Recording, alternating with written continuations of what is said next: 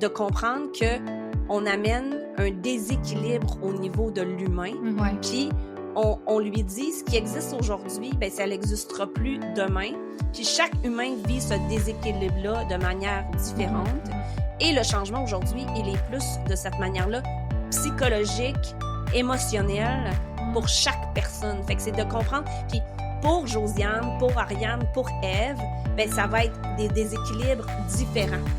Forte de 20 ans d'expérience dans les secteurs du service, des TI et du manufacturier, Josiane Villeneuve accompagne les organisations québécoises à bâtir des équipes autonomes, bienveillantes et performantes, capables de bâtir le futur ensemble. Coach, formatrice et conférencière, elle allie stratégie, empathie et dynamisme pour créer des environnements où les gens veulent contribuer et évoluer. Elle croit que les vraies transformations commencent là où les humains se sentent utiles et impliqués. Josiane possède un baccalauréat en RH, un MBA en gestion d'entreprise et des certifications en gestion du changement et en psychométrie. Aujourd'hui, Josiane vient discuter avec nous de gestion du changement. Allô Josiane! Allô les filles! Allô Josiane! Comment tu vas?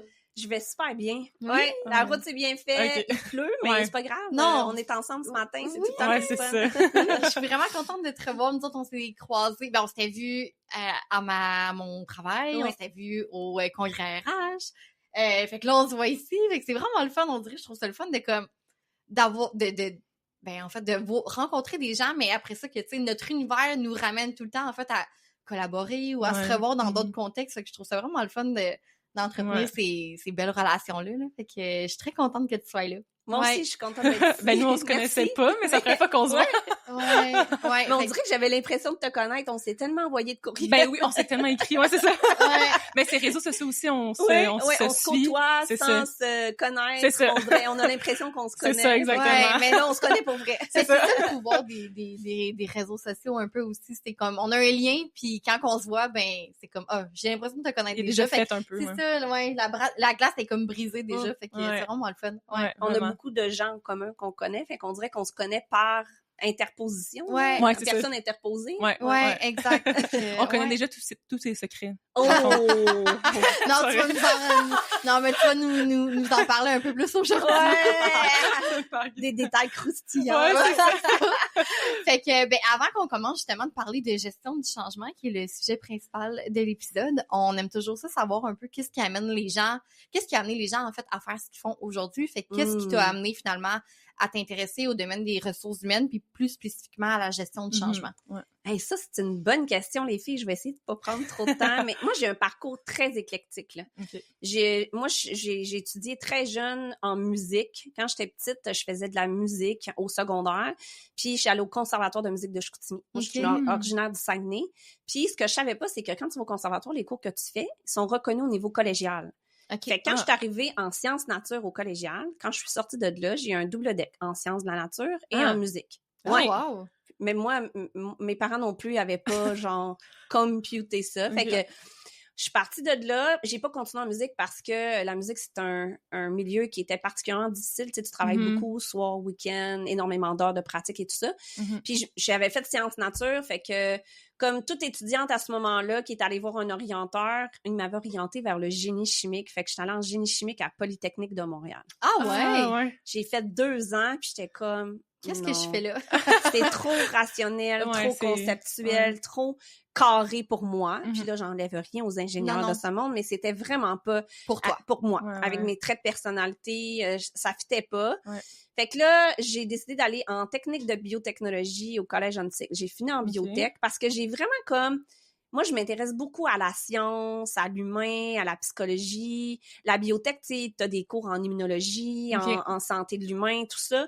Fait que, tu sais, ça me parlait, mais rendu sur le marché du travail, tu travailles en lab. Mm-hmm. Puis moi, je travaillais en laboratoire pour un chercheur qui faisait des recherches sur le cancer. Fait que c'était cool parce que t'as un impact humain, mais t'as comme un impact Ouais. post, tu sais, comme il y a trop d'étapes avant d'être la personne qui a de l'impact. Puis t'es pas vraiment en contact avec les patients non plus. Fait que j'étais comme, il manque encore un côté humain à la patente. Puis je me suis dit, bon, RH, je vais aller essayer ça, moi, RH. Okay. Puis j'ai fait un bac en administration avec une majeure en ressources humaines. Puis là, je me rappelle, dans le temps, mes parents étaient comme, elle va-tu étudier toute sa vie? Ouais. Mais j'aime étudier. Sérieusement, si on me payait à étudier, je pourrais étudier toute ma vie. J'ai un intérêt curieux insatiable. Tu sais, je peux m'acheter des livres qui, aujourd'hui, je lis pas toujours parce que j'ai pas le temps, mais juste parce que j'ai de l'intérêt au sujet, puis je me dis, quand je vais avoir le temps, Ouais. Mais c'est ça, fait que je suis atterrie en RH comme ça. Moi, quand j'ai commencé mon bac, j'ai commencé à travailler tout de suite en RH parce que j'avais besoin de comprendre rapidement, ça va-tu le faire, là? Tu sais, je vais-tu vraiment comme atterrir à quelque part pour vrai? Ouais. Fait que j'ai commencé à travailler en 2004 en RH en même temps que j'ai commencé mon bac. Puis, j'ai gravi les échelons dans les organisations après mon bac. J'ai jusqu'à des postes de DRH. Puis, une année, j'ai un profil qui a besoin beaucoup d'autonomie et de liberté. Puis, il y avait jamais assez d'environnement où j'avais assez d'autonomie et de liberté. Fait que j'ai décidé d'essayer l'entrepreneuriat en 2011. Enceinte de 7 mois. Oh, quel bon moment pour essayer! Timing parfait! Mais oui, pourquoi pas? Puis, je me suis associée avec quelqu'un à ce moment-là, puis on faisait du recrutement à l'international en informatique. On avait une firme de recrutement. Puis on avait des programmes d'accompagnement au changement pour les personnes en voie d'immigration vers le Québec et les entreprises qui recevaient cette clientèle immigrante-là. Mais il faut savoir qu'en 2011-2012, le recrutement international, c'était pas sexy. On avait beaucoup de sensibilisation à faire dans les organisations, mais ça marchait super bien. Puis, en 2018, quand notre histoire de partenariat s'est arrêtée, j'ai compris à ce moment-là, parce que j'ai parlé avec des gens autour de moi, que qu'est-ce qu'on faisait, c'était de la gestion du changement. Puis là, je me suis dit, bon, j'étais à la croisée des chemins, qu'est-ce que je fais? Je retourne sur l'entreprise, je continue-tu l'entrepreneuriat? Puis j'avais le goût d'essayer de trouver quelque chose qui mixait toute mon expérience en RH, plus au niveau DO, stratégie, formation, tout ça quand j'étais en entreprise, parce que c'était plutôt le chapeau que je portais, avec mon expérience en gestion du changement. Fait que là, je me suis mis à parler avec des gens pour savoir, tu sais, je fais quoi avec ça, qu'est-ce qui existe. Puis là, le monde m'a dit, tu sais, tu pourrais faire de la transformation numérique. J'étais comme, de la gestion du changement en transformation numérique. Parce que j'avais un gros background en TI, ayant fait du recrutement international en TI. Puis j'avais un background RH qui m'amenait aussi à bien comprendre ça avec les immigrants, la gestion du changement et tout ça. Je fais que j'ai retravaillé mon profil LinkedIn. J'ai dit, je vais tenter le coup, puis ça a fonctionné. J'ai des entreprises qui m'ont contactée pour que je sois consultante en gestion du changement en transfo numérique. Fait que j'ai eu des premières expériences. Après ça, on m'a demandé d'aller faire de la transfo en culture organisationnelle. De mon expérience en RH. Fait que j'ai tenté ça. Fait que j'ai fait des petits mandats ici et là pour savoir qu'est-ce que j'aimais moins. Puis, je suis allée me faire certifier en gestion du changement parce que je tripais vraiment sur la gestion du changement. Puis après ça, j'ai découvert que, oui, la transfo numérique, j'aimais ça, mais on restait trop encore dans quelque chose de rationnel et de structuré pour moi, structurant. Puis j'ai navigué tranquillement, mais sûrement plus vers le changement au niveau de la culture organisationnelle. Puis on va en parler avec nos questions, mais comment amener les gens à s'auto-gérer puis à se responsabiliser dans le changement au lieu d'amener le changement de manière structurée et structurante, qui en 2018 était plus faisable dans les contextes organisationnels, mais aujourd'hui, à vitesse que ça va, puis avec le changement qui est omniprésent puis fait partie du quotidien des gens, trop structuré le changement, c'est tu rentres dans le mur, là, c'est voué à l'échec. Fait que maintenant, je passe plus par la DO pour faire du changement que passer par plus une méthode qui est collée à la gestion de projet, fait qu'il va être plus de la gestion du changement procédural, structurante, outils. Puis on pourra parler c'est quoi de la différence, puis qu'est-ce que ça apporte pour moi dans les organisations. Mais c'est comme ça que je suis atterrie en gestion du changement, juste par intérêt curieux. Puis de toujours poser des questions, puis d'utiliser mes compétences de manière plus transversale que de juste rester dans mon domaine, parce que je suis essentiellement comme ça dans la vie. J'ai le statu quo, là. J'ai beaucoup de difficultés avec ça. Fait que c'est comme ça que je suis atterrie en gestion du changement. Fait que je pourrais dire que je fais de la gestion du changement depuis 2011. Puis, c'est quand même... la gestion du changement est apparue en 1990 environ. Fait que, depuis les débuts, quasiment que tu baignes pas là-dedans. Longtemps après, Fait que que je baigne là-dedans de manière différente, mais que j'ai toujours resté. Puis ça en fait aujourd'hui... mon expertise, là, même si j'essaie de prendre une angle plus déo, on m'associe beaucoup à la gestion du changement, chose qui est, c'est correct et j'aime ça, là. Mm-hmm. Mais fait que j'ai développé avec le temps cette expertise-là que j'adore parce que c'est très humain, là, tu sais, le changement, c'est pas... tu parles d'un humain là-dedans, tu parles pas du changement, là, c'est plus humain que numérique ou peu importe ce que tu essaies de faire. Là. Fait que là, ça fait comme 7 ans que t'as ton entreprise? Oui, en 2018, quand nos chemins entrepreneuriaux, moi et mon associé, se sont séparés, j'ai refondé l'entreprise que j'ai maintenant, qui s'appelle Main dans la main. Oui. Puis ça, c'est vraiment très drôle. C'est pas un nom que j'ai mûri longuement. C'est un nom que mon avocate m'a appelé pour me dire, là, tu veux incorporer une nouvelle entreprise, mais est-elle un nom? Ah, je dis non, pas encore, mais il m'en faudrait un. J'étais comme, maintenant. Maintenant. Ouais, j'étais dans mon char en direction du nord, fait que j'ai fait, je peux-tu te rappeler dans 10 minutes? Fait qu'elle dit, je vais brainstormer rapidement avec moi-même, puis puis je dis, ça change-tu, ça? Elle dit, oui, ultimement, tu vas payer puis tout, mais elle dit, ça serait bien qu'on le change pas trop. Je suis comme, OK! Fait que j'ai raccroché, puis là, j'étais comme, comment j'appelle ça? Puis là, tu sais, j'ai vraiment brainstormé avec moi-même. ChatGPT n'existait pas dans le temps. Fait que c'est ça, fait que j'ai dit, hey, moi, là, dans le fond, ce que je veux faire dans la vie, mon essence profonde, là, ce pourquoi j'existe, c'est vraiment d'accompagner les gens. Mm-hmm. Puis comment tu fais ça pour moi? C'est en proximité. Fait que main dans la main, c'est ça que ça voulait signifier pour moi. C'était l'humain en proximité, cœur à cœur, là, pas dans la tête. Exactement, wow! C'est main dans la main. C'est main dans la main. C'est vraiment de même que... C'est cette image-là que j'ai eue dans ma tête à ce moment-là. Puis sérieusement, je me dis, hey, worst case, on le change. C'est pas, je paierai, c'est pas la fin du monde. Là. Ça colle plus à moi dans 3, 4, 5 ans. Mais aujourd'hui, j'aime encore ce nom-là, puis c'est encore porteur de sens pour moi. Mais ça s'est vraiment décidé dans un char en 10 minutes.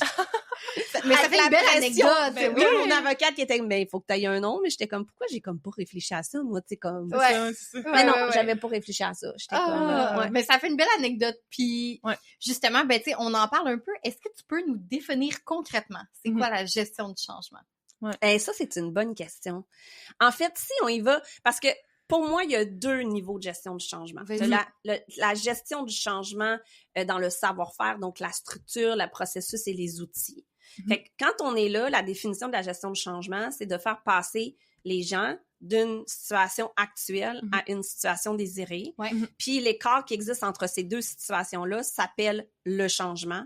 Puis le parcours qu'on va faire vivre aux gens, c'est la gestion du changement. Fait que ça, c'est comme les certifications de ce monde, les livres de ce monde vont expliquer ça grosso modo de même, là, des fois de manière un petit peu plus complexe, mais ça, c'est vraiment comme très simplement, c'est ça la gestion du changement. Mais j'avais entendu cette définition-là à la maîtrise, parce que j'ai eu un cours en gestion du changement, puis c'était ça, la définition. Puis à la maîtrise, c'est probablement, ça venait, c'est-tu Collerette, Lausier et Schneider que tu disais? Probablement, aussi, probablement. Mais ça vient d'un livre. C'est ça.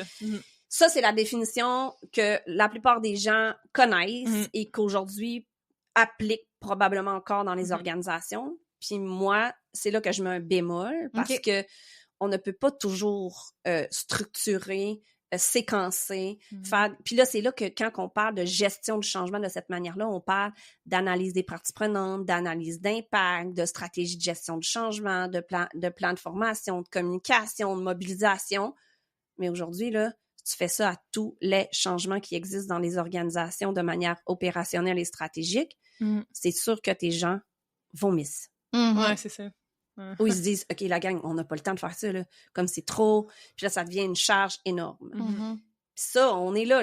On n'est plus capable de faire ça dans tous les changements. Il y a certains changements qu'il faut le faire encore, les changements stratégiques d'importance majeure. On doit les structurer plus que les changements opérationnels. Mais le changement aujourd'hui, c'est de comprendre que on amène un déséquilibre au niveau de l'humain.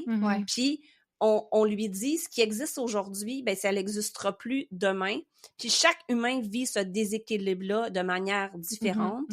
Et le changement aujourd'hui, il est plus de cette manière-là psychologique, émotionnelle pour chaque personne. Fait que c'est de comprendre. Puis pour Josiane, pour Ariane, pour Ève, ben ça va être des déséquilibres différents. Il y en a pour qui le déséquilibre va être énorme, puis il y en a qui pour le déséquilibre va être minimal.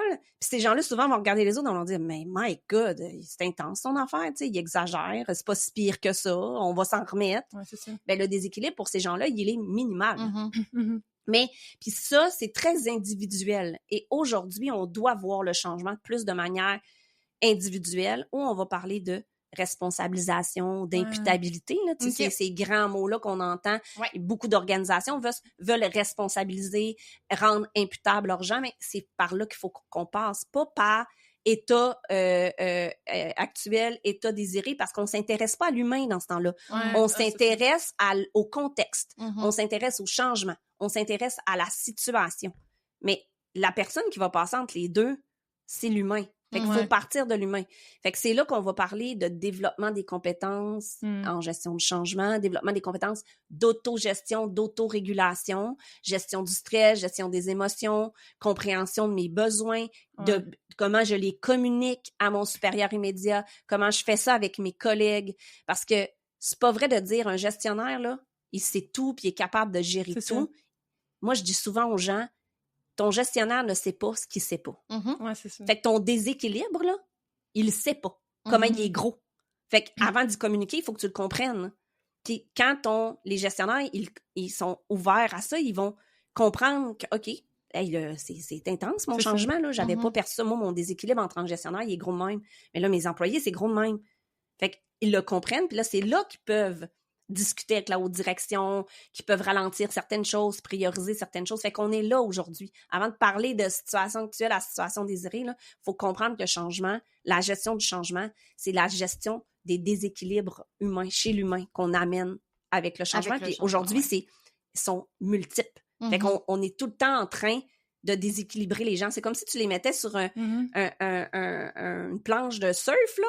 Puis là, tu te disais, OK, là, il est comme, je surfe, là, j'ai trouvé mon équilibre, mais là, il y a une vague qui arrive, là, ou là, t'as de la pluie, là, mais c'est tout le temps comme ça. Puis on a de la difficulté aujourd'hui à anticiper ce qui s'en vient, parce que nos environnements externes changent à la vitesse grand V. Tu sais, l'intelligence artificielle, là, on a pris la vague, mais il n'y a pas personne qui est capable de prédire à 100% de manière exacte ça va ressembler à quoi dans 6 mois, 1 an, 1 an et demi, 2 ans.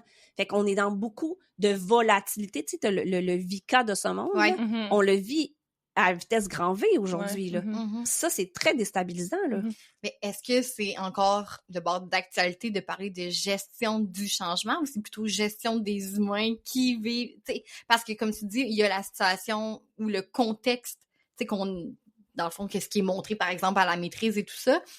Mais dans les faits, on gère pas le changement, mais on gère les humains qui vivent le changement. Fait que c'est-tu encore adéquat d'appeler ça comme ça ou il y aurait pas une autre conception à développer ou à essayer de faire comprendre, prendre conscience justement aux gestionnaires ou comme... Parce que c'est encore un terme qui est hyper utilisé. Nous, on en parle aujourd'hui justement, mais quand même, de ce que je comprends, c'est que, comme tu dis, le changement est omniprésent. Fait qu'au final, je veux dire, on gère-tu vraiment le changement ou on gère l'humain qui vit le changement à tous les jours, parce que comme tu dis, si on appliquait toute la structure de gestion du changement pour tous les changements qu'on vit, c'est impossible. Ça serait impossible complètement à gérer. Fait que, c'est-tu encore une bonne conception à avoir ou comment est-ce qu'on peut venir déconstruire un peu ces pensées-là de se dire c'est la gestion du changement, mais non, c'est plus aider l'humain à évoluer parmi tous les changements qui sont omniprésents finalement dans les entreprises et tout comme...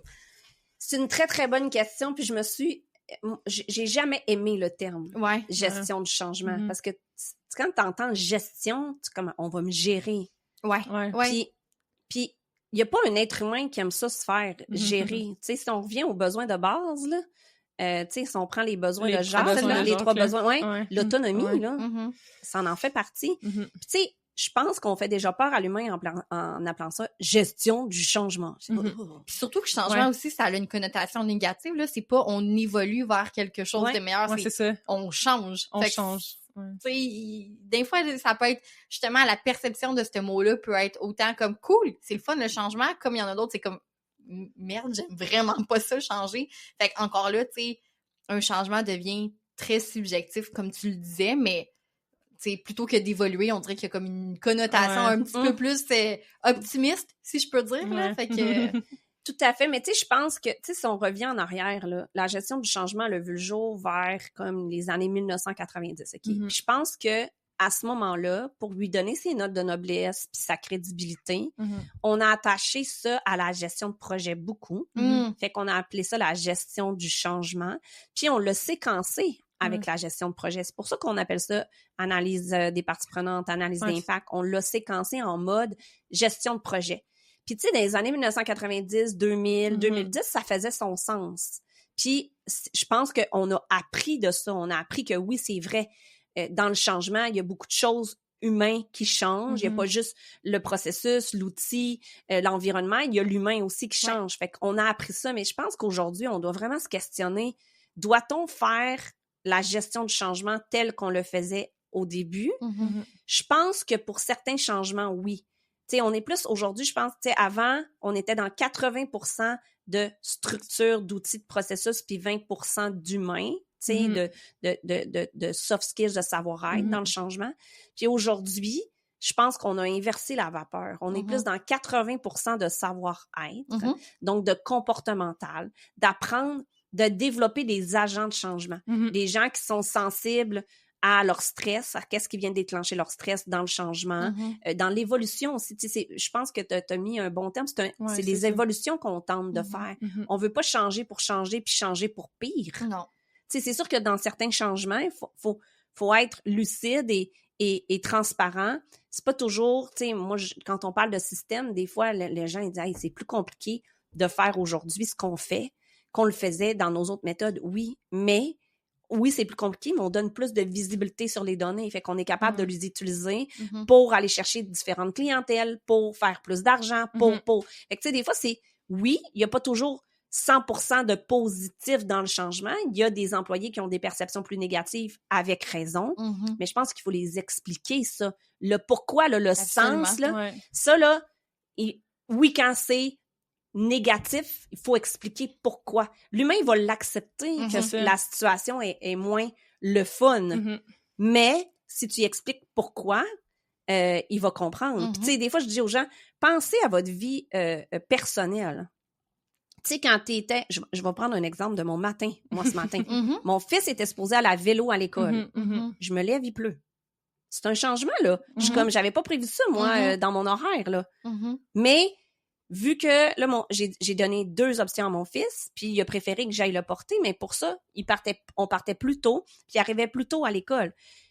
C'est sûr qu'il a pas aimé ça ce matin, lui-là, là. Lui, c'était négatif dans sa vie, là. Il pleut, puis je peux pas m'en aller à vélo, puis si je m'en vais en vélo, ben je vais tout être mouillé. Mais tu sais, il a fait un choix. Fait qu'il est arrivé plus tôt, ça devait pas faire son affaire, mais il y a plus ça qu'être tout mouillé. Mais nos vies sont remplies de ça.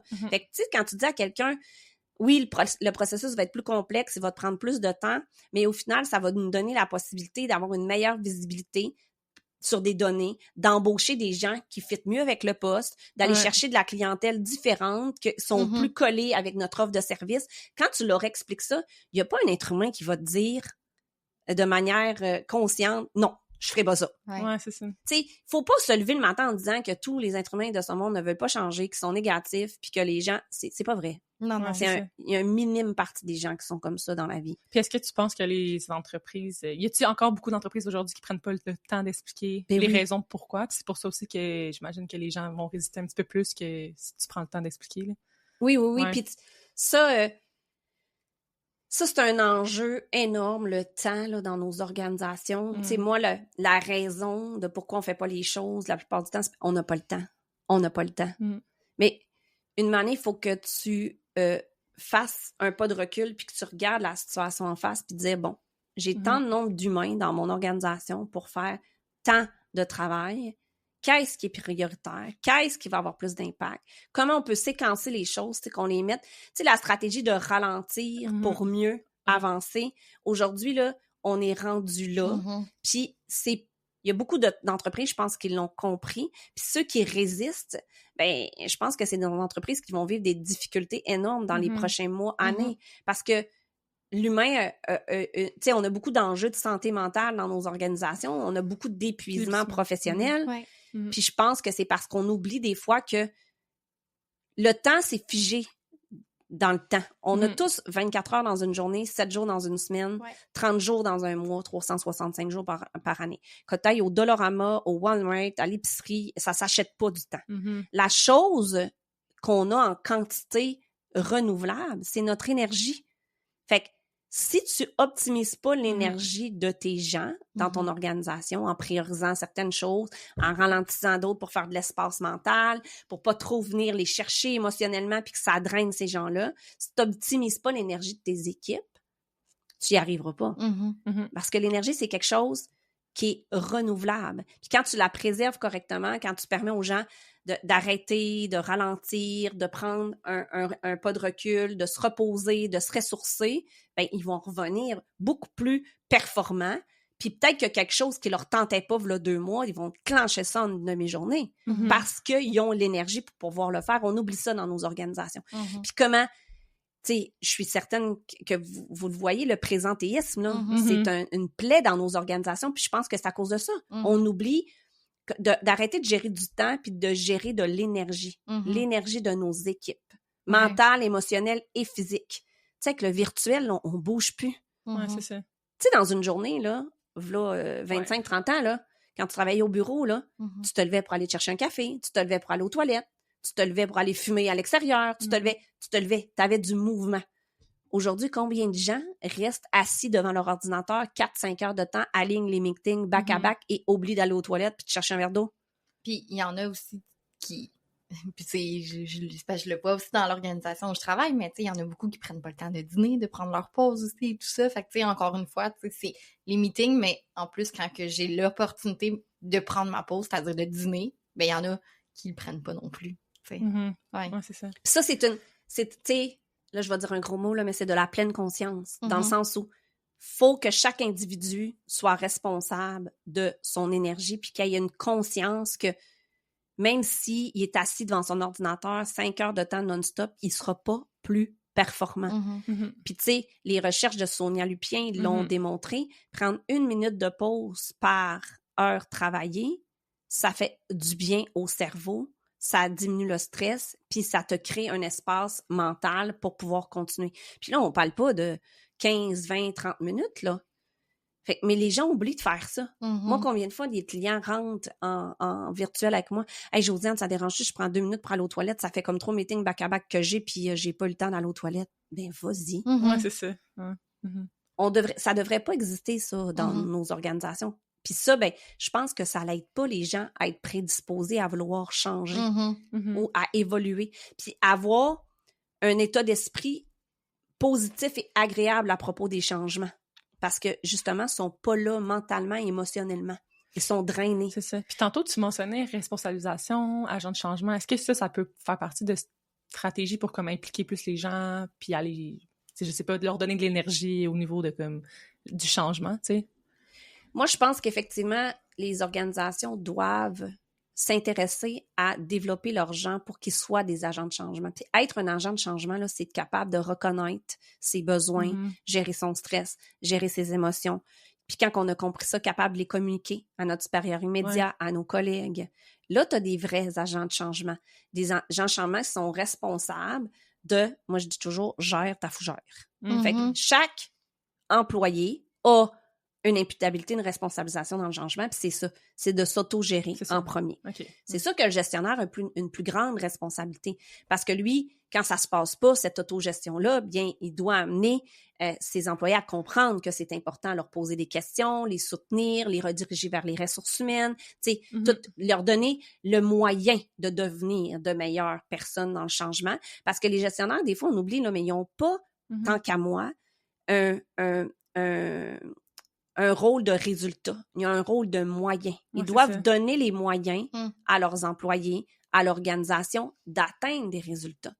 Si tu forces vers le résultat, puis que la personne ne veut pas, tu les atteindras pas. Mais si tu t'intéresses à développer des personnes, consulter les personnes, puis les amener à comprendre avec les outils qui existent dans notre environnement de travail, puis avec les outils que tu as personnellement, comment tu peux devenir cette meilleure version d'un employé qui est responsable dans le changement, mais je pense que moi, ce que je dis, c'est qu'on élève le niveau de compétence et de résilience organisationnelle face au changement.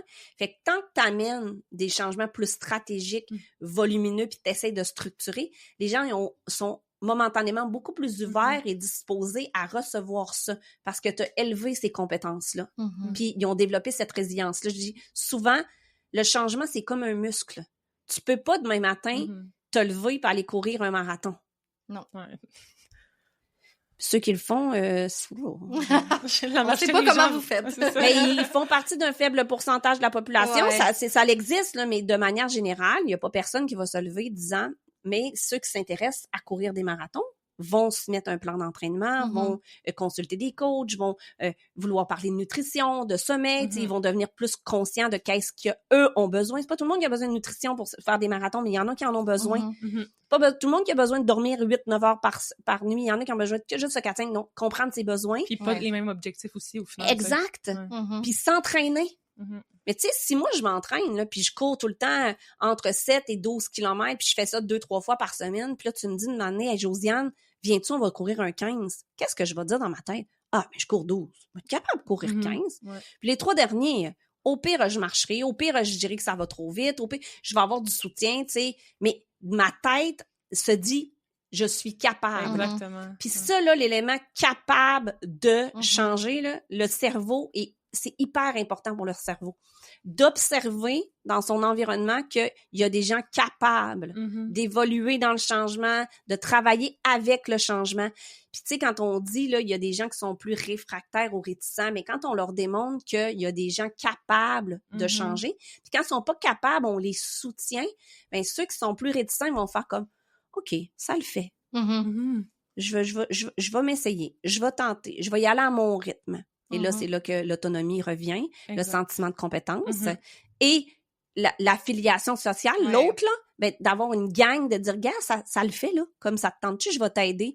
Puis, lentement mais sûrement, on va amener majorité de la population, souvent entre 95 et 98% des gens, à adhérer au changement dans un espace-temps, là, tu sais, comme on n'arrivera pas à ça en 2 semaines. Fait que ça, il faut comprendre ça. Ouais. Puis, ceux-là qui adhèrent pas au changement, le pourcentage qui reste, le 1, 2, 3%, bien souvent, je dis aux gens, tu sais, le changement aussi, c'est une manière d'épurer nos organisations. Il y a des gens qui se reconnaîtront plus, tu sais, parce que dans les changements qu'on apporte aujourd'hui, on change notre culture quand on change. On repositionne les comportements entendus face aux valeurs. On demeure peut-être avec les mêmes valeurs, mais les comportements entendus sont plus les mêmes. Puis il y a des gens qui s'attachent plus à ça. Puis c'est correct, mais ces gens-là, il faut le reconnaître, puis il faut les laisser aller. Puis il faut avoir des conversations courageuses avec ces gens-là. Absolument. Parce que ce 1%, 2%, 3% qui restent là, ben, ils peuvent être dommageables pour tout le reste qui a démontré un engagement, une adhésion, des comportements positifs, agréables. Eux autres, là, ils vont se dire « Ah, ils gèrent ça, eux autres, là, sont désagréables. » Ils vont venir polluer notre environnement de travail, puis le climat de changement, puis l'expérience que les gens ont senti comme agréable et positive, ben là, elle va devenir soudainement moins agréable et positive. Puis l'expérience passée, là, le cerveau, il la garde en mémoire. Puis justement, mais tu sais, en lien avec ce que tu disais aussi, tu parlais beaucoup d'émotions. C'est quoi les principaux mécanismes de coping que tu remarques chez les gens quand ils sont comme réfractaires au changement? Tu sais, comment les gens réagissent quand il y a un changement qui leur est imposé puis qu'ils sont peut-être pas disposés émotionnellement, psychologiquement à vouloir adhérer à ce changement-là? T'as-tu remarqué c'est quoi les principaux mécanismes de coping chez les gens? Moi, je dirais beaucoup de peur, beaucoup de colère, puis de dégoût. OK. Ouais. Tu sais, les émotions de base, là. OK. Tu sais, puis de peur de l'expérience passée, des fois, qui est plus désagréable, plus négative, peur que ça se passe pas bien comme la dernière fois, peur de perdre sa job aussi, j'imagine qu'il y a beaucoup de gens qui... L'intelligence artificielle amène beaucoup de ça en ce moment. Peur chez les gestionnaires, peur de pas faire mon bonus.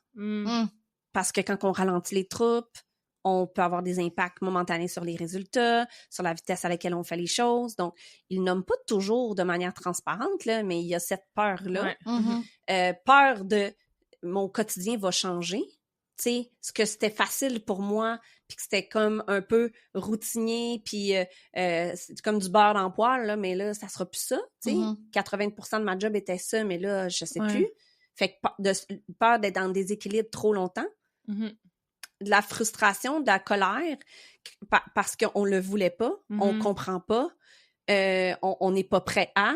Il y a des gens aussi qui vivent beaucoup de situations plus personnelles. Ouais. Tu sais, il y a beaucoup d'anxiété dans nos environnements. Tu sais, on a de l'éco-anxiété, on a tu sais, il y a tout ça. Ça existe, il faut pas comme l'ignorer. Puis il y a des gens dans nos organisations qui en vivent ça. Fait que là, tu sais, cette colère-là peut faire surface parce qu'ils en gèrent déjà beaucoup de manière personnelle. Puis là, ils savent pas trop comment ils vont y arriver. Fait que, tu sais, la vie personnelle et professionnelle est interreliée, qu'on le veuille ou pas. Puis le dégoût, il y en a juste qui comme « Oh mon Dieu, tu sais, comme ça allait bien, pourquoi on change, pourquoi on reste pas comme ça? » Tu sais, il y en a qui sont bien dans le statu quo. Ouais. Ces gens-là, on en a besoin, là. C'est des gens qui sont capables d'être plus dans la routine, les opérations, des choses qu'on a besoin dans nos organisations. Mais ces gens-là, quand on change, des fois, ils ont des petits hauts le cœur, là. Puis ça, j'en vois beaucoup dans les organisations. Peur, colère, dégoût face au changement. Puis comment outiller les gens individuellement à passer par-dessus ces émotions-là puis à adhérer au changement, et comment outiller les gestionnaires à aider leurs équipes à passer par-dessus ou à adhérer au changement en fin de compte. Écoute, il n'y a pas des millions de manières pour la personne. Un, c'est de reconnaître. Quand tu reconnais ton émotion, elle passe beaucoup plus facilement. Puis là, je sais pas par cœur, mais il y a des données face aux émotions. Combien de temps, il y a des études qui ont évalué combien de temps une émotion demeure quand elle est négative, là, si tu la gères pas. Mettons que c'est, il y a des 2 heures, mettons, je pourrais ressortir les données, mais, fait que, mettons que tu dis, là, une émotion négative va rester 2 heures. Mettons qu'on dit que la colère, c'est 2 heures, mais je suis pas certaine, là, mais juste pour donner un exemple. Mais si tu la reconnais pas, puis tu te permets pas de dire qu'elle existe, bien, ton 2 heures est tout le temps repoussé. Fait que tu as un employé, mettons, aujourd'hui, là, alors qu'on est, là, il vit ça. Il y a une annonce de changement, il est en colère. Là, il repousse, il reconnaît pas. Son gestionnaire l'aide pas aussi à reconnaître son émotion, parce que c'est un rôle du gestionnaire. Là, 2 heures. Mais là, s'il repousse ça pendant 3-4 jours, là, la colère est restée là. Est-ce qu'elle s'amplifie aussi ou pas nécessairement? Ça va dépendre, du contexte pis tout, mais juste si on dit qu'elle s'amplifie pas, là. La colère reste. C'est ça. Mais quand tu vas la reconnaître et te donner le moyen de la gérer, puis des fois, la gérer, c'est juste la reconnaître et la laisser passer. Aller prendre une marche, respirer, parler avec un collègue, ça, c'est une manière de faire disparaître ou de reconnaître puis d'accepter ton émotion, puis ça va s'en aller. Puis c'est la même affaire pour les émotions positives, hein? Quand t'es joyeux, la joie peut durer, mettons, 6 heures, mais t'imagines comment de générer des émotions positives ou de transformer les émotions plus désagréables en émotions agréables, comment ça peut créer un sentiment de pousser de l'action vers l'avant puis de rendre les gens plus... avec un sentiment de bien-être plus élevé dans les organisations. Ça, on oublie plus ça. épanoui, Mais tu sais, quand on voit beaucoup de gens réfractaires, des gens négatifs, des gens, c'est parce qu'on a beaucoup d'émotions négatives non gérées, tant qu'à moi, dans les organisations. C'est ça qu'on sent. Fait que pour une personne, c'est de reconnaître et de trouver un moyen de s'auto-gérer. Puis quand je dis un moyen, c'est parce que les moyens peuvent différer d'une personne à l'autre. Puis de comprendre aussi la raison de l'émotion aussi. Parfois, il y a des causes aussi à comme tu parlais, la peur de perdre son emploi ou la peur de ne pas avoir le bonus attendu ou des choses comme ça, de reconnaître aussi le pourquoi de l'émotion. Puis ça, c'est pas toujours un bout facile à faire pour la personne, mais c'est un bout où le gestionnaire peut venir aider. Fait que quand il voit que ses employés vivent des émotions, c'est de savoir qu'est-ce qu'ils vivent, de poser la question. Puis quand ils sont pas capables, c'est de les aider à la reconnaître, tu sais, qu'est-ce qui va pas, comment tu te sens. Puis après ça, c'est pourquoi tu te sens comme ça. Tu sais, de quoi tu as besoin pour que je t'aide à gérer cette émotion-là. C'est-tu comprendre le sens, c'est-tu comprendre la vision, c'est-tu comprendre le rythme à laquelle on va faire ça, c'est-tu comprendre la séquence qu'on va faire pour arriver à passer au travers. Tu sais, les gens beaucoup plus pragmatiques et rationnels ont besoin qu'on séquence le changement. Tu sais, des fois, on va annoncer des changements, mais on va vraiment être, tu sais, quand on dit go live, là, on va vraiment être, le changement va être vraiment intégré dans 1 an. Mais quand tu annonces ça, là, les gens qui sont rationnels et pragmatiques, là, ils sont comme, OK, mais là, c'est quand ça, puis comment ça va se passer, puis ça va quoi avoir l'impact, puis je vais mettre combien semaine. T'sais, ils ont toutes ces questions-là. Mais tu dois répondre à ça. Il y en a d'autres pour qui ça va importer peu. Ils vont dire « I go with the flow ». Ça arrivera quand ça arrivera, puis on va me mettre au courant, puis je vais prendre la balle au bon, puis tout va bien aller. Il y en a qui sont comme ça. Puis c'est bien correct. Fait que, tu sais, c'est d'avoir cette sensibilité-là, de connaître et reconnaître ce qui se passe autour de toi en tant que gestionnaire, puis d'être sensible à dire « OK, je dois poser des questions », puis d'avoir le courage d'accepter des fois que OK, c'est peut-être pas ce que je voulais entendre, puis c'est peut-être OK, on a un petit peu plus de travail à faire que j'avais anticipé. Puis le gestionnaire, après ça, ben il faut qu'il demande de l'aide. C'est pas vrai qu'ils vont être capables de gérer tout, comprendre tout, puis avoir la réponse à tout. C'est fait de dire je le sais pas. Puis je vais aller chercher de l'aide pour le savoir, puis on va collaborer ensemble. Puis les ressources humaines sont là pour ça.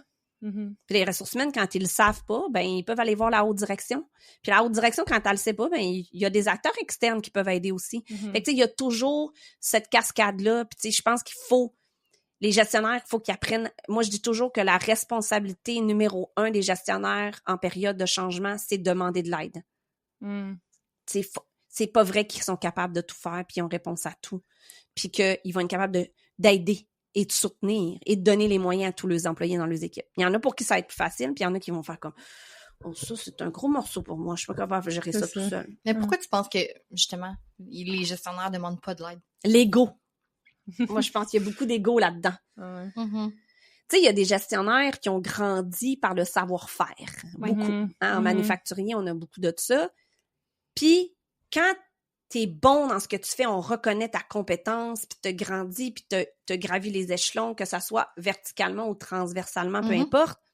Puis là, du jour au lendemain, là, on t'envoie dans des postes de gestion, puis t'es pas aussi capable que t'étais capable avant, tu sais. Hey, ça, c'est pas facile. Sentiment de compétence, c'est... Oui, puis l'ego embarque, puis tout ça. Fait que, tu sais, puis en plus, t'ajoutes le changement, puis là, soudainement, il faut que moi, j'accompagne mes employés là-dedans, puis je sais pas trop comment faire. Fait que c'est pas tout le monde qui est capable de lever la main puis demander de l'aide. Ça demande du courage, beaucoup. Courage d'accepter que, je le sais pas, je suis pas encore capable, j'ai besoin d'évoluer, j'ai besoin d'aide pour ça. Fait que je pense qu'il y a beaucoup d'ego puis de sentiments de compétence. Qu'ils ont peur peut-être de dire « je suis pas compétent là-dedans », mais là, j'ai le rôle, puis je vais te dire que je suis pas compétent dans mon rôle. Fait que, tu sais, c'est un peu déstabilisant, puis pas confortable de dire ça. Là, dans le fond, tantôt, je comprenais que tu parlais de la phase de préparation un peu du changement. Est-ce que, ce que je comprends, c'est que c'est vraiment important dans le sens de préparer le changement pour pouvoir répondre aux questions, puis accueillir les émotions et tout ça. Est-ce qu'il y a des entreprises qui font pas cette phase-là, en fait? Puis qui passent juste direct dans genre, on change dans une semaine, exemple. T'sais. Oui, il y en a qui font même ça par courriel. C'est déjà un à l'échec, dans le fond? Oui. En fait, moi, je dis, il y a 4 grandes étapes là, dans le changement. Là. Il y a l'éveil, donc la sensibilisation. Puis après ça, il y a la planification, l'implantation, puis la conclusion de ton changement. Fait que, mettons, l'éveil, moi, je pense que c'est la partie cruciale. C'est là que tu accueilles les choses, tu comprends les choses, tu consultes les parties prenantes. Tu peux pas planifier adéquatement sans avoir compris le contexte dans lequel tu le fais. Puis c'est là aussi que tu peux, de manière transparente, dire à tes gestionnaires de quoi avez-vous besoin pour nous accompagner. Vous sentez-vous compétent? Avez-vous besoin qu'on vous donne une formation sur le système? Avez-vous, c'est quoi vos besoins? Là, puis on oublie souvent que cette période d'éveil-là, c'est la période la plus importante, puis on doit lui donner beaucoup plus de temps que la planif, que l'implantation, puis la conclusion, parce que tout va découler de ça. Mais un coup, tu vas avoir vraiment assis tes bases, consulter les parties prenantes, t'assurer que les gestionnaires se sentent compétents, que ça rentre dans les horaires des gens, qu'on séquence ça de manière digérable, acceptable, qu'on pose des questions, qu'on mobilise les gens. Là, tu vas voir tous les éléments pour planifier adéquatement. L'implantation va se passer comme vraiment plus facilement. Puis tu vas avoir beaucoup moins de gens qui sont pas capables de rentrer dans ce changement-là. Puis la conclusion, après ça, les gens l'oublient aussi beaucoup, mais c'est d'apprécier le chemin parcouru. Tu sais, de dire, de féliciter les gens d'avoir évolué, même si c'était plus long, plus difficile, qu'on n'est pas totalement arrivé où là qu'on est, ils ont quand même fourni un effort considérable. Fait que c'est d'apprécier ça. Puis c'est de se dire, bon là, on a appris de quoi là-dedans, là? Mm-hmm. Qu'est-ce qu'on refait pareil la prochaine fois qu'on change? Qu'est-ce qu'on améliore? Puis qu'est-ce qu'on a essayé? Puis oh boy, ça a vraiment pas aidé ou on n'a pas aimé ça. Fait que ça, là, on le fera pas. Puis les gens me disent, mais on fait comment pour ça? Mais assoyez ça sur votre culture et vos valeurs. C'est pas tout le monde que les métaux, les processus, les outils fonctionnent. Il faut que ça soit en lien avec ta culture organisationnelle, tes valeurs. Puis ça, après ça, le monde dit, oui, la reconnaissance est où dans ton modèle? Mais la reconnaissance, c'est un pilier qui est assis sur tout ça. OK. Éveil, planification, implantation, conclusion. Puis là-dedans, en dessous, là, ce qui soutient tout ça, c'est ta culture, tes valeurs, puis tes méthodes de reconnaissance. La reconnaissance, ça se fait pas juste à l'implantation. Non, c'est ça. Ça se fait en continu.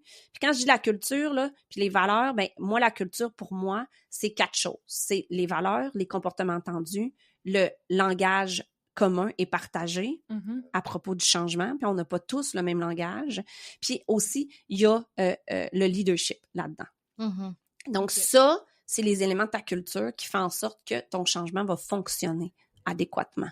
Fait que, puis souvent, on oublie, là, on coupe, on s'en va rapidement à l'implantation. Là. Moi, je vois des fois des 1, 2, 3 mois avant l'implantation, puis des fois, je me dis, mais là, un ERP, là, devrait te donner un petit peu plus de temps d'éveil que ça.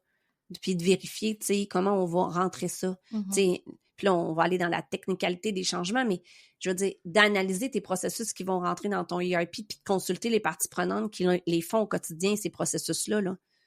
Même si ces processus ne seront pas adéquats après, puis qu'ils vont être plus longs, ils vont l'accepter. Vous les avoir consultés, trouver un moyen de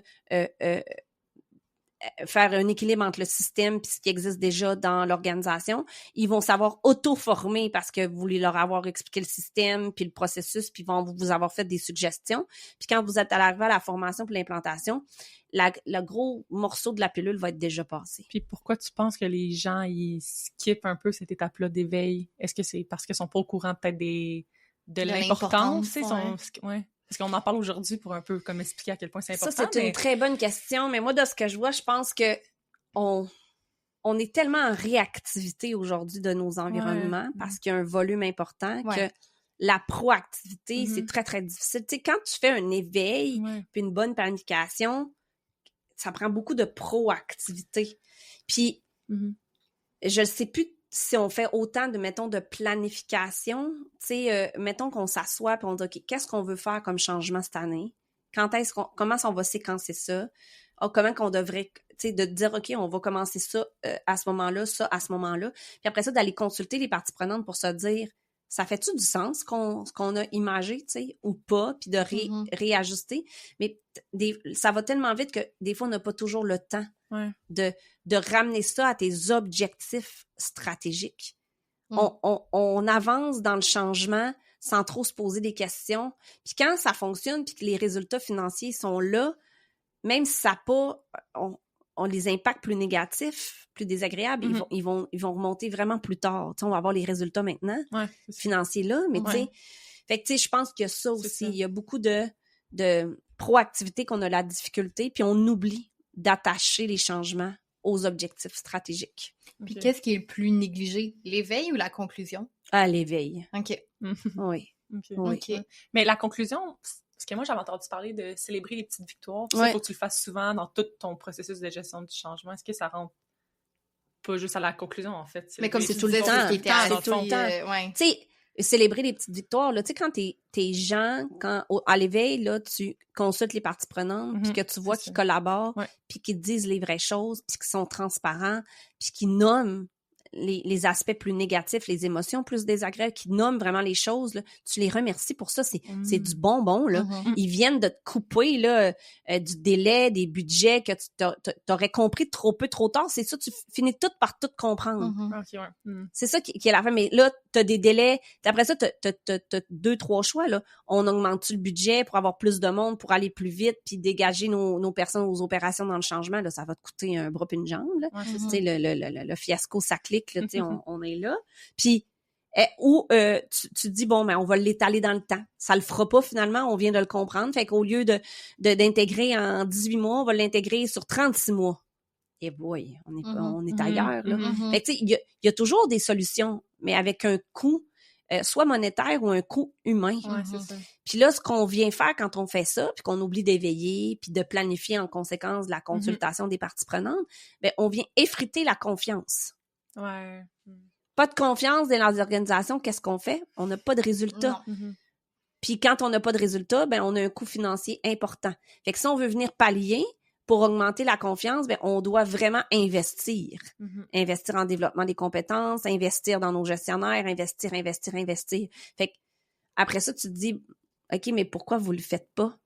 Puis tu sais, ça, c'est une question souvent que je suis comme, ils comprennent pas ce que cet impact-là va arriver un jour ou l'autre. Puis il va y avoir un coût associé à ça. Un coût humain puis un coût financier. Puis un coût humain, c'est perdre les meilleurs joueurs de mon organisation. Ouais, c'est clair. Ouais. On espère que le podcast, en tout cas, va amener cet éveil-là, si je peux dire ça, chez les personnes qui nous écoutent. Moi aussi! Oui, absolument. Ouais. Tu voulais-tu y aller avec... c'est parce que j'aurais une autre question. Mais vas-y! Puis, c'est parce que je vois aussi le temps qui avance, mais parce que tantôt, on a parlé un peu de leadership, tu sais, qui était comme... Il y avait la reconnaissance, la culture, le leadership aussi, que tu disais que c'était comme un peu la base, là.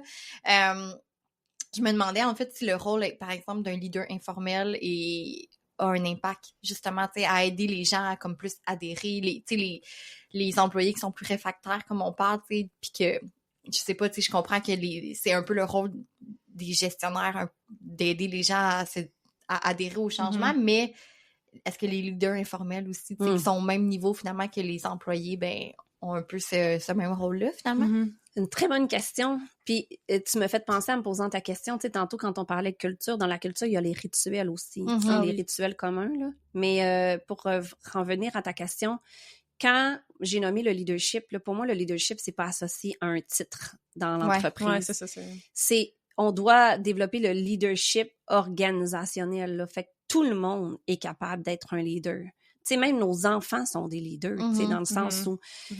Fait que ils prennent des décisions à n'importe quel âge, ils essayent des choses, ils nomment des choses. Fait que, tu sais, oui, puis des leaders informels, je pense que c'est important d'en avoir parce que c'est comme ça qu'on va venir minimiser la charge mentale, la charge de stress, la charge opérationnelle dans le changement des gestionnaires.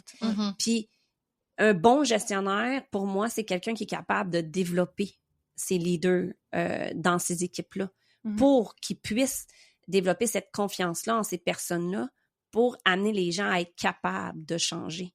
Fait que oui, tu sais, souvent, on va vouloir développer le leadership. Tu sais, le leadership, là, c'est large comme sujet.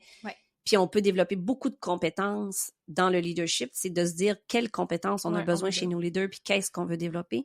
Mais souvent, je vais voir les organisations, on développe les compétences de leadership de la haute direction et de la gestion.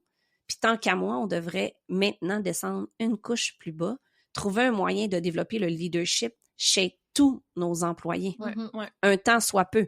Et là, tu vas en avoir dans les employés, les superviseurs, les employés, peu importe, là, en bas de la gestion, qui vont devenir des leaders beaucoup plus assumés, avec une posture beaucoup plus claire, puis il y en a d'autres que moins. Mais si tu élèves la compétence de leadership de tous tes employés, tu vas élever toute ton organisation. C'est même que je pense qu'on va réussir à donner un souffle à nos gestionnaires de sentir que le changement est moins lourd, que c'est tout porté sur leurs épaules. Parce que, tu sais, être gestionnaire, là, aujourd'hui, c'est tout sauf facile. Si on prend en sandwich entre les demandes de la haute direction, puis les objectifs stratégiques, puis les résultats, puis tous les besoins, le stress, les émotions de leurs employés, puis les besoins de leurs employés, puis là, eux autres, il faut qu'ils réconcilient les deux, là.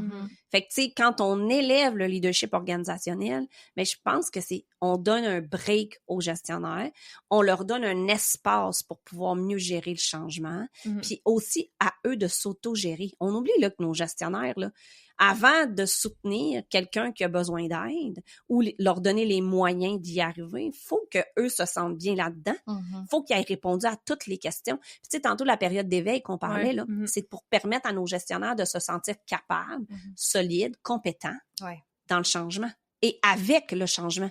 Si on fait pas ça, puis on les garoche devant les employés, puis on leur dit, ben, gère ce changement-là. S'ils sont pas convaincus, puis qu'ils n'ont pas réconcilié les parties avec lesquelles ils sont moins d'accord, puis qu'ils n'ont pas posé des questions, puis ils n'ont pas trouvé un moyen de réaligner tout ça, puis de se sentir bien là-dedans, puis d'être capable d'expliquer les parties où ils sont moins confortables, ils seront pas capables de l'expliquer à leurs employés. Ils n'auront pas l'air crédibles. Puis les changements vont encore moins bien se passer, là, au final. Puis les employés regardent les gestionnaires. Quand les gestionnaires sont pas capables et crédibles dans le changement, ils sont là, ben pourquoi nous, on changerait? Il y croit pas, lui. Il est même pas capable, lui. Il est pas capable de répondre à nos questions. Il adhère pas au changement. Ouais. C'est ça. Tu sais, ça, c'est hyper important. C'est un élément clé du changement. Puis un élément hyper important aussi, c'est l'adhésion de la haute direction. Il faut que les gens sentent que les gestionnaires qui mettent de l'avant le changement sont appuyés par la haute direction. Fait que la haute direction, là, on la voit pas tant souvent, elle est souvent effacée, mais c'est important de trouver un moyen dans notre planification de rendre la haute direction visible et que les gens aient la perception que la haute direction est engagée dans le changement. Ils vont être moins opérationnels, oui, mais il faut trouver un moyen de les rendre visibles pour que les gens se disent ça vient d'en haut, c'est crédible, sont engagés, on sent que le sens, la vision du changement, elle est supportée par la haute direction, puis que les gestionnaires sont capables de s'appuyer sur eux. Ça, on le voit pas toujours. Non. Tu as dit un terme quand même important, la vision. Là. Je sais qu'on en a pas encore parlé dans l'épisode, là, mais est-ce que tu penses que c'est comme il faut que tu aies une vision pour pouvoir faire un changement? Ben oui. Tu sais, ça vient de... Oui, ça vient avec, dans le fond. Ouais. La vision, le sens, des leaders engagés et visibles. Quand je dis leaders, c'est beaucoup la haute direction et la gestion. Des personnes capables de changer. Fait qu'on voit, OK, ça le fait. Fait que les plus... Tu sais, moi, j'ai toujours j'ai un modèle, là, c'est une voiture, c'est une coccinelle, là, fait que t'as les gens qui sont dans le moteur, là, souvent, c'est les gens qui vont même pas trop se poser de questions, ils vont vouloir essayer tout, ils vont se planter, mais c'est pas grave, on dit, OK, ça, c'est pas bon, ça, on va faire ça comme ça, c'est ceux qui sont comme ça, puis c'est bien correct, on en a besoin. T'as tes gens qui sont dans le passager avant, tu sais, les deux mains sur le volant, ça, c'est ceux qui voient. Tu sais, ceux du moteur, là, ils voient pas grand-chose, là, tu sais, ils ont le vent d'en face, ils ont le bruit du moteur. Ceux qui ils ont plus le contrôle, puis ils regardent en avant, puis ils prévoient les shots, tu sais. T'as ceux assis sur le passage arrière, eux autres, ils regardent. On va-tu avoir des personnes capables de changer? Quand je vais avoir compris le sens, la vision, que c'est appuyé par la haute direction, puis j'ai des gens capables de changer, je vais y aller. Mais ils sont un peu plus réticents, puis t'as des gens dans valise. Que ça vaut la peine. C'est ça. Puis les gens dans valise, là, eux autres, là, c'est nos... ça, c'est... on va mettre du jus de bras puis du jus de cerveau sur eux autres. On veut les faire naviguer le plus possible dans le passager arrière pour pas qu'ils dérangent le changement. Mais il y a un certain pourcentage qu'on va devoir avoir des conversations courageuses avec eux. Tu sais, tu te rallies ou tu quittes. Ouais, c'est ça. On va se dire les vraies choses, là. Il y a pas des millions de stratégies. Fait que des personnes capables de changer, après ça, de la reconnaissance en continu pour garder les gens motivés, ça, c'est un élément clé. Là, tu vas avoir un changement réussi quand tu es toute capable d'aligner ces morceaux-là. Mais quand il t'en manque un, quand, mettons, que tu n'as pas de vision et de sens dans le changement, bien là, tu vas créer de l'évaporation. Les gens vont dire « Ah, c'est cool, mais OK. » Je laisse passer l'information, j'en porte pas tant attention, c'est pas important de toute manière. Fait que, tu sais, dans nos organisations, quand on voit que les gens portent pas d'attention à l'information qu'on leur donne, sont pas présents aux rencontres, ils collaborent pas à nous partager comment ils se sentent, c'est parce qu'ils ont un manque de vision puis de sens, là. Ils comprennent pas, là. Puis ils peuvent pas être engagés non plus à ce moment-là. Aucunement. Si t'as pas cet élément-là, tu peux pas continuer. Non. Puis tu sais ça, moi, un outil que j'adore, là, c'est les 7 phases de préoccupation de Céline Bareil. Oui, j'ai noté dans les trucs parce que je connais, je l'ai appris au doctorat. Mais ça, c'est vrai, là. Si tu vois que la personne, elle ne sent pas concernée, tu sais, c'est la phase 0, ça, là. Puis que tu sais pertinemment qu'elle fait partie des personnes impactées, mais là, elle Pas de son, pas de lumière, c'est pas normal. Ouais. C'est pas normal, il y a quelque chose, là. Faut que tu ailles trouver pourquoi cette personne-là est inerte, elle bouge pas, elle pose pas de questions, elle se présente pas, il y a un problème. Ouais. Et après ça, l'autre phase de préoccupation, c'est centré sur l'individu, le what's in it for me. Ouais. Ça, tout le monde doit comprendre ça. Même si le what's in it for me, il est pas positif et agréable pour tout le monde, ça peut arriver. C'est rare qu'un changement est 100% positif pour l'ensemble des employés. Mais l'expliquer le pourquoi, pour que après ça, les gens vont vouloir savoir, tu sais, est-ce que le what's in it pour l'organisation, pour mon équipe, là, ils vont s'intéresser à ça quand ils vont s'avoir intéressé. L'humain est très individualiste en premier. Hein? Ouais, c'est sûr. Là. Il s'intéresse à son bonheur, puis à lui-même, puis c'est bien correct. Après ça, il va s'intéresser à l'organisation, il va s'intéresser au changement. Pourquoi ce changement-là? Pourquoi maintenant? Puis tu sais, ça, c'est des questions à lesquelles il faut répondre. Pourquoi ce changement-là, puis pourquoi pas un autre? Puis pourquoi maintenant, puis pourquoi pas dans 3 mois? Les gens, ils veulent savoir ça. Si t'es pas capable de répondre à cette question-là, puis ça fait pas de sens, les gens vont faire comme, ça peut attendre, fait que je m'y intéresserai pas, parce que, anyways, si on s'y intéresse pas trop, ils le mettront pas de l'avant, puis ils vont le replanifier dans le temps. Fait que s'ils comprennent le pourquoi maintenant, puis que c'est vraiment attaché à un pourquoi fort, même si ça fait pas de sens dans leur horaire, ils vont trouver des moyens de le faire rentrer. C'est ça. Fait que la gestion du changement, c'est très complexe, mais c'est très humain aussi, en fin de compte. Mais c'est ça, j'allais dire, c'est ce que ça m'amène à penser que gestion de changement, OK, mais peut-être plus pour des projets, comme tu disais au début, des opérations, alors que, au final, ce qu'on veut vraiment parler, c'est plus d'aider les individus à s'adapter au changement, finalement. À l'évolution. C'est ça. Mais je dis souvent aux gens, tu sais, est-ce que vous vivez des changements dans votre vie personnelle? Là, tout le monde est comme, ben oui. Ouais, c'est ça. OK. Fait que, est-ce que, quand vous vivez des changements dans votre vie personnelle, vous vous asseyez avec votre famille, vos enfants, votre chum, votre blonde, peu importe, vos parents, peu importe le changement, puis vous faites une analyse des parties prenantes, une analyse d'impact, puis une stratégie. Le monde est comme, ben non. Ben, les changements opérationnels dans les organisations, tant qu'à moi, ça devrait être la même affaire. Tu sais, là, je ramène ça à mon exemple de tantôt, là, mais avec la pluie d'un matin, puis j'étais obligée d'aller porter mon fils à l'école, puis donner un choix. Ben, tu sais, là, c'est un changement dans mon horaire. J'ai parlé avec mon chum, j'étais comme, toi, tu pourrais-tu aller porter? Non, je peux pas, j'ai une rencontre à telle heure, je vais être en retard. Fait que j'ai consulté les parties prenantes. Je suis allée voir mon chum, je suis allée voir mon fils. Mais ça, on fait ça de manière informelle dans notre vie personnelle, puis on dirait qu'on arrive dans nos organisations, puis, oups, ça le fait plus. Mais c'est la même affaire, là. Tu sais, je vais donner un exemple plus opérationnel. Quand j'étais en RH, là, une erreur de paye. Eh boy, ça, une erreur de paye, tu veux pas ça, hein? Surtout quand t'as comme genre 150, 200 personnes sur ton payroll. Mais ça m'est arrivé plusieurs fois. Mais qu'est-ce qu'on fait? On informe les gens qu'il y a une erreur, qu'on est conscient. Je t'appelle le système de paie, voir dans quel délai ça peut être réglé. Tu consultes les gens. On le fait. Il faut que ça soit comme ça. Tu le fais, l'erreur se règle, il n'est pas parfait. Tu n'as pas été capable de répondre à toutes les questions, mais tu as mobilisé et il y a probablement 80% des gens qui ont compris. Puis ces gens-là, là, quand ils deviennent, on appelle ça en gestion de changement la masse critique, là, quand tu as fait comprendre à la masse critique, puis qu'ils sont « Ah, ça me fait chier, mais je comprends, puis je vais me trouver des moyens d'eux. » Puis tu sais, moi, je le savais quand j'avais des erreurs de paye. Je disais aux gens, s'il y en a, que ça cause vraiment des problématiques parce qu'ils ont des paiements, venez me voir, on va s'arranger. Mais tu sais, ça, là, ça devrait se faire naturellement.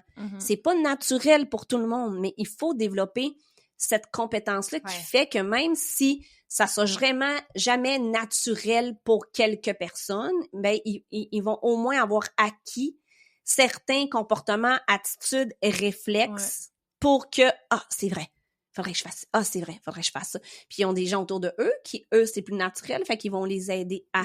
Mais ce qu'on fait dans notre vie personnelle, on devrait se demander comment je peux ramener ces comportements-là, ces réflexes-là dans ma vie professionnelle. Comment moi je le fais? Parce que, tu sais, moi, je dis aux gestionnaires, moi, là, je vous enseigne une méthode, je vous enseigne des compétences, des comportements, mais ramenez-vous à moi, là, je me sens bien comment les utiliser. Peut-être que c'est pas totalement ce que je viens de vous dire, mais ramenez-vous à, utilisez-les pour trouver votre posture à vous. Pas la posture que vous êtes supposé d'avoir. Tu sais, des gens qui font des podcasts, il y en a plein. Tu sais, pourquoi on écoute un podcast plus qu'un autre? Parce que on aime les animatrices, parce qu'on aime les sujets, puis il y a de la place pour tout le monde. Mais c'est la même affaire pour la gestion du changement puis les gestionnaires. Il y a de la place pour tous les styles de gestionnaires. Mais si t'es pas aligné avec tes valeurs, par comment toi tu veux être comme gestionnaire dans le changement, tu vas manquer de crédibilité, puis les gens vont le sentir, ça. Absolument. Ouais. Ça revient avec l'authenticité un peu aussi. Oui. Ouais. Est-ce que tu veux qu'on passe aux questions de l'auditoire? Ouais, parce que ça fait 1 heure qu'on parle déjà. Pour vrai? Ça va vite, hein? Je parle beaucoup, hein? On aime c'est ça, moi, tellement je trouve. intéressant. Oui, vraiment, je trouve ça vraiment intéressant, j'adore. Vraiment. La première question, elle va un peu dans la même lignée que ce qu'on disait vers la fin. Comment est-ce que tu viendrais distinguer la gestion du changement d'un leadership de changement? Fait que selon toi, est-ce que gérer le changement suffit ou faut-il aussi l'incarner? Ben, tu sais, ça va résumer probablement beaucoup des informations qu'on a parlé ensemble, mais pour moi, la gestion du changement, on est plus dans les processus, les outils, le savoir-faire en gestion du changement. Oui, je crois sincèrement qu'on a besoin d'une petite boîte à outils en gestion du changement dans nos organisations, mais il faut se poser la question par rapport au contexte, par rapport à notre style de gestion, par rapport à notre culture, à nos valeurs, à nos rituels qu'on a, à notre leadership, à quoi devrait ressembler cette boîte à outils-là?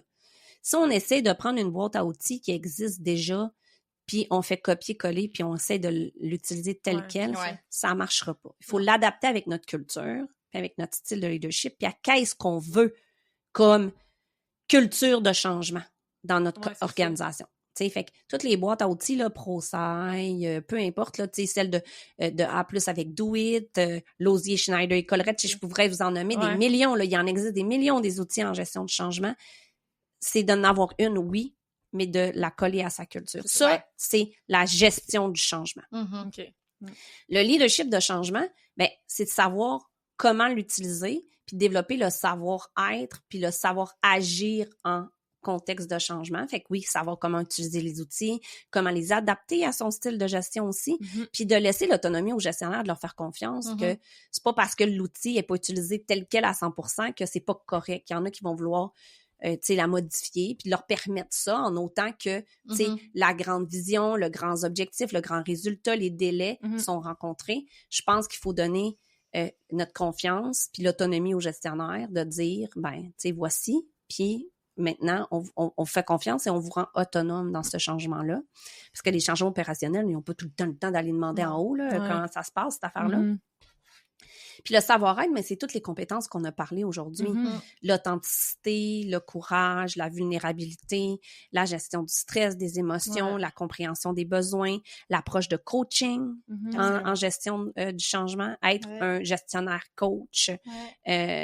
Puis cette capacité-là aussi à s'auto-gérer, être capable d'introspection, de prise de conscience de soi-même. Tu sais, le gestionnaire doit développer ça vraiment beaucoup pour après ça être en soutien à son équipe, puis être capable aussi de donner les moyens à son équipe de changer parce que lui est capable d'avoir ce niveau de calme, je dirais, puis de contrôle dans son univers pour être capable aussi, puis de leur donner l'espace, ça arrive aussi d'être imparfait.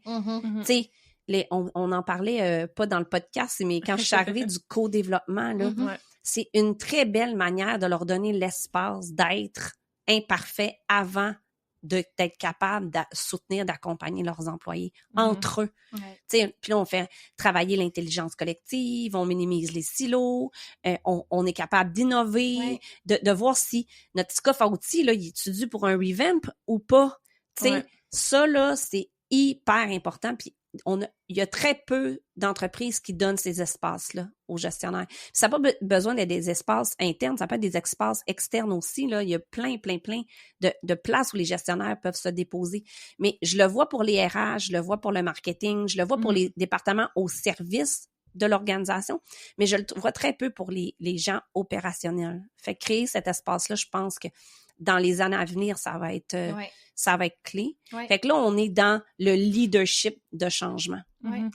Ta réponse a bien résumé l'épisode, je trouve. On a passé à travers beaucoup de concepts qu'on a parlé. En 2 minutes. Donc, quand tout va vite et que les opérations prennent déjà toute la place, comment trouvez-vous le temps et l'énergie pour accompagner les changements, dans le fond? Ouais, ça, là, moi, là, je suis en train de me dire, là, le changement, il est omniprésent, il est soutenu, il disparaîtra pas. Puis la seule certitude qu'on a, c'est que le changement existe. Ouais.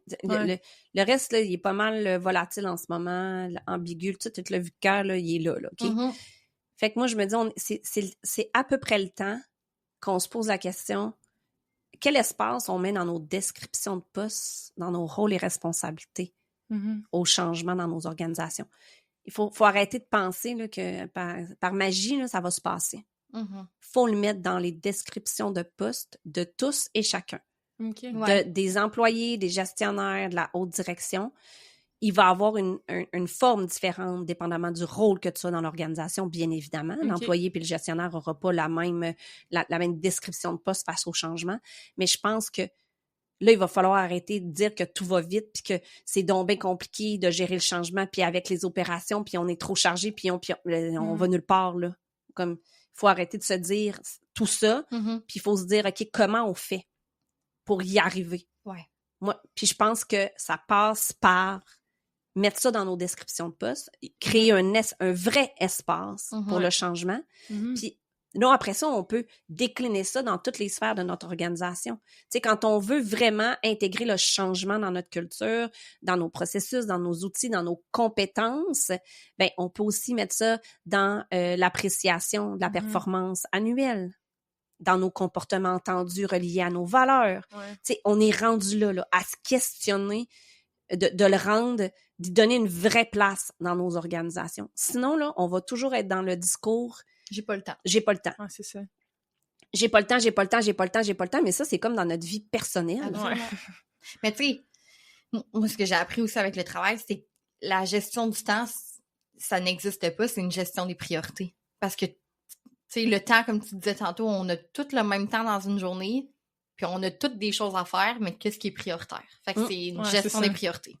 Ouais. Tout à fait. Ouais. Puis une gestion de notre énergie aussi. Absolument, comme tu disais. Parce que, tu sais, là, mettons, là, tu te dis, OK, dans une journée, là, j'ai tout ça à faire. Là, tu dis, ouf, si je passe la journée à faire ça, puis ça, là, c'est sûr, je suis à moitié mort le soir. Puis, tu sais, des fois, là, c'est plus facile de se dire, si je te demande, là, dans ta journée, de courir un marathon, d'aller faire 40 km de vélo puis d'aller nager 2 km, tu vas me dire, mais t'es-tu folle? Ben, des fois, c'est ça qu'on demande aux gens dans nos organisations. Oui, absolument. Mais quand on le dit comme ça, parce que c'est physique, on dirait qu'on trouve ça exagéré plus facilement puis qu'on dit, ben non, mais ça se peut pas, ça va pas le faire. Mais quand c'est mental ou émotionnel, on dirait qu'on n'est pas capable de faire ce parallèle-là. On le voit pas, c'est pas tangible, c'est pas physique, comme tu dis, Fait que, tu sais, puis si je fais ça avec quelqu'un, là, j'ai fait faire ça, cet exercice physique-là, toute une journée, là, c'est sûr qu'à la fin de la journée, il n'y a plus d'énergie. Mais quand on demande à certaines personnes de faire certaines choses, des fois, c'est normal qu'ils sont vraiment comme à terre à la fin de la journée. Fait que ce qui est important, c'est de prioriser, de dire, okay, si on est pour drainer tout le monde de même, là, on va le mettre avec parcimonie, ça va être moins. Si je te dis, mais ton 2 km de nage, là, j'aimerais ça que tu le fasses en 2 semaines. Ouais, c'est ça. Ouais. Bof, facile. Tu sais, on est passé de « es-tu folle » à « facile ». Ouais, c'est ça. Tu sais? Fait qu'on est là dans notre organisation, je pense, aussi. Puis t'as raison de prioriser. Prioriser nos projets, prioriser notre énergie, prioriser... C'est ça, j'allais dire aussi, prioriser son énergie aussi, ça rentre là-dedans, ouais. Mais j'aime beaucoup ton point de vue sur le fait d'ajouter ça dans la description de poste. C'est comme, parce que, tu sais, comme tu disais tantôt, il y a des changements toujours maintenant. C'est comme... C'est dans notre quotidien, là, ou dans les entreprises. Fait que je trouve que c'est un bon point de vue, en ce que tu amènes, là. C'est comme un budget. Tu sais, quand tu t'achètes une maison, là, tu finis par mettre ton terme de maison, tes assurances, tu sais, t'as comme, ben, là, on vient de s'acheter une maison, là, pourquoi tu le mets pas dans ton budget? C'est quand même un gros morceau, là, un terme de maison. C'est ça. Ben, moi, je perçois le changement de la même manière, comme si tu venais de t'acheter une maison, mais tu t'ignores que tu as une hypothèque qui va passer aux 2 semaines. Ouais. Ah ouais, c'est ça. Fait que puis des fois, tu reçois des téléphones de la banque disant madame, on vous laisse 48 heures, mais quand on est les gens à moitié morts, puis qu'on n'y arrive pas, là, c'est notre hypothèque qui n'a pas posé. C'est ça. C'est aussi simple que ça. Ouais. Non, mais très intéressant. Non, mais c'est intéressant, oui, parce qu'il y a Vraiment. beaucoup de liens qu'on fait avec la vie personnelle. Puis Oui. tous les exemples que tu montres, c'est vrai, là. C'est comme, on en vit des changements au quotidien dans la vie personnelle. J'ai jamais vu, en tout cas, il n'y a pas personne qui m'a encore contacté pour dire « J'aimerais que tu me formes en gestion du changement pour ma vie personnelle. J'aimerais ça faire des analyses d'impact de parties prenantes. » Dans ça, j'étais comme... Mais Non, mais moi, ça me fait beaucoup réaliser, justement, que c'est de travailler sur l'adaptation des gens. Oui, l'adaptabilité. Ouais. Puis pour des gens que c'est plus facile, Ouais. leur adaptabilité est déjà très naturelle. Mhm. Il y en a d'autres que leur adaptabilité est dans le 3e sous-sol, là. Mhm. Ouais, Mais il c'est faut ça. le respecter, ça. Mhm. C'est ça, ouais. Puis c'est correct, c'est comme un club de triathlon, là. Tu sais, je dis ça parce que moi, j'ai fait partie d'un club de triathlon. Il y a des gens, là, ils l'ont pas du tout, là. Ils font ça parce qu'ils veulent bouger, ils veulent être entourés, puis tout. Puis t'as des kingpins, là, ils préfèrent, eux autres, des Ironman, puis tu te dis, oh my God, mais t'as tout ça, Ben oui. Mhm. mais tout le monde s'entraide, puis tout le monde finit par faire de l'exercice physique, avoir du plaisir. Mhm. Fait qu'on est là dans le changement. Il y en a pour qui que c'est très difficile. Ouais. Ils veulent changer, mais ils ont juste besoin d'un soutien, puis qu'on reconnaisse que c'est plus difficile pour eux, puis qu'ils soient capables, eux, de s'auto-réguler là-dedans, Ouais, de exact. reconnaître c'est difficile, de leurs émotions, puis tout ça, Oui. puis qu'on leur dit c'est correct. Ouais. Mhm. Ton Mhm. émotion, elle est valable. Mhm. Ouais. Mais je vais t'accompagner. Exact. Ouais, c'est Ouais. ça. Mais Mm. là, on peut pas rester là, tu comprends? Mhm. Là, il va C'est faire ça. comme, Fait que qu'est-ce que je fais, là? Parce que Ouais. moi, je veux le faire, le triathlon, là. Mhm. Si tu m'aides, je veux le faire, là. C'est Ah, ça. OK. Voilà, Ouais. ouais, exact. Ouais. Ah, très Ouais, cool, vraiment. merci. Ouais, je trouve ça vraiment intéressant. Ouais. Ouais. Fait que là, dans le fond, on était rendu au jeu meilleur. J'ai Ok. misé ces jeux-là. C'est ça, ben, eux sur la, là, on a la brise-glace, je pense. Ouais, Ouais, brise-glace. Tu connais les jeux meilleurs? Mais oui! Ah, ben, c'est ça, c'est des petites cartes pour apprendre à connaître l'humain en arrière du professionnel. On aime ça dire ça de même. Puis là, on en a présélectionné 5 pour toi, puis tu peux en piger une, puis répondre. On va voir qu'est-ce que je vais piger. Tu dois choisir un univers fictif et y vivre pour toujours. Harry Potter, Star Wars ou Avatar? Avatar. Ah, mais, ouais. mais oui, mais ben, ouais, en même temps. Moi, je serais allée dans Harry Potter, je sais pas pourquoi. Ah Ben ouais? ouais, c'est Ok, ça, on j'allais va- dire, toi? je comprends. Ben, j'hésite entre Avatar puis Harry Potter, Ouais. on dirait. On est curieux ben, de fait savoir qu'on ta est- réponse. mais moi, Avatar, c'est sûr, sur Avatar.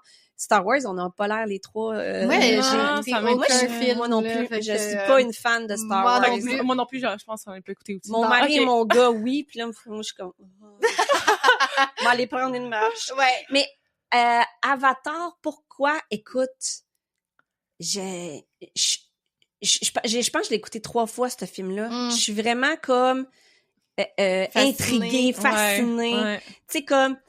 Je peux comprendre, ouais. ouais. Tu sais, comme, ils ont vraiment réfléchi Ouais. l'humain à un autre niveau avec des super pouvoirs. Puis, tu sais, il y a tout le collectif aussi là-dedans, C'est vrai. l'entraide, les dynamiques entre les êtres humains. Plus que dans Harry Potter, t'es plus dans le fantastique, Ouais, tu sais. c'est ça. Oui, t'es dans le fantastique avec Avatar aussi, mais t'es plus comme, on dirait, pour moi, c'est plus ancré dans quelque chose qui pourrait vraiment exister. Mhm. Puis, fait que c'est ça. Puis, en tout cas, les personnages, j'étais plus attachée aux personnages dans Mhm. Avatar. Puis c'est beau, là, tu sais, les Oui, oui, c'est couleurs, magnifique. puis- Ouais. En plus, je pense que le personnage principal est en chaise roulante, c'est ça? Je me souviens plus, peut-être que je me mélange, là, mais dans Avatar. Dans Avatar. Ouais. Oui, je pense que Il oui. est en chaise Ah oui, roulante, oui, puis oui, il s'en oui. va, C'est lui ça? qu'on met dans Ouais. le truc. Ok, ouais, je fait me que- semblais, je me suis Oui, trompée de film, excuse-moi. là. Ok, Non, non, ok, ok. J'ai eu un 2 minutes, ça fait longtemps que je l'ai pas écouté, mais oui, effectivement. Ouais. Ça, T'sais, ça l'amène des tout- rêves. Des... Ben, c'est mais ça. l'espoir, il y a beaucoup Oui, d'espoir. l'espoir. Exact. C'est ça, Ouais. Oui, l'espoir. oui, Ouais. je pense que c'est pour ça. C'est pour ça. Tu sais, moi, dans la vie, là, je suis une personne vraiment très positive, puis je vois toujours le verre à moitié plein, pas à moitié vide. Mhm. Il y a jamais de problème, que des solutions, tu sais. Je suis vraiment... C'est un peu gossant dans le sens où il y a des fois, il y a des gens comme... Mais tu penses toujours de même? Oui. Genre, je ne veux pas penser autrement. C'est ça. Puis des fois, ils me disent, mais t'es naïve, Josiane, comme de penser que, ouais, ben, je sais pas, je vais la garder, ma naïveté, tu sais. Mhm. C'est Mais que- d'après moi, tu dois avoir la même première force que moi dans le... Parce qu'on a fait nos forces, le Strength Finder. le Strength Finder, ouais, exactement. c'est ça. Ouais. Moi, c'est positivité en premier. Fait que tu dois avoir C'est probablement le même. Je pense que oui, ça Ouais. fait longtemps que je l'ai fait. Là. Il est premier ou deuxième, je Voilà. pense. Là, mais oui. Mais tu sais, c'est comme... Oui, je comprends. Fait que tu sais, quand je rencontre des gens qui sont à l'opposé Ouais. de ça, là, que tout est un effort, Ouais. que tout est négatif, puis qui voient comme... il y a un clash, là, mais je sais pas. Par naïveté, par je sais Ouais, pas. c'est ça. J'ai décidé, moi, d'être comme ça dans la vie. De... Mhm. Ouais, c'est Ouais. bien C'est correct. Nous aussi, on est comme ça. Mais oui, mais c'est une belle façon de voir les choses Oui. aussi, puis c'est ça. Je veux dire, on préfère être plus optimiste et positif que d'être toujours entretenir, en fait, des émotions négatives. Ben, quoique j'aime pas ça dire ça, il y a pas d'émotions qui sont négatives, mais plus dans le sens que d'entretenir un discours qui est négatif, puis de se nourrir de ça, là, fait que... Moi, je me suis fait dire qu'on devrait arrêter de dire émotions positives et négatives. Oui, qu'on devrait dire émotions agréables et désagréables.